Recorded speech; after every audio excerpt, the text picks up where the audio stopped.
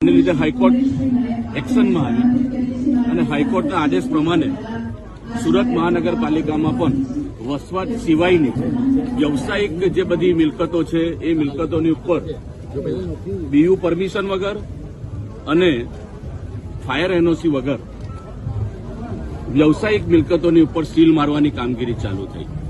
આની માહિતી મેં મંગાવી. કુલ 9 ઝોનમાં 1045 જેટલી મિલકતો ઉપર સુરત મહાનગરપાલિકાએ એનઓસી, ફાયર એનઓસી અને બીયુસી વગર મિલકતો ઉપર સીલ મારવામાં આવી. આપણે આજે સંકલનની અંદર રજૂઆત કરી કે સુરત મહાનગરપાલિકા કે રાજ્ય સરકારમાં આવેલી તમામ મહાનગરપાલિકાઓ જ્યારે બીયુ પરમિશનનો કાયદો અસ્તિત્વમાં છે, ગુજરાત રાજ્યમાં કોઈ પણ આવા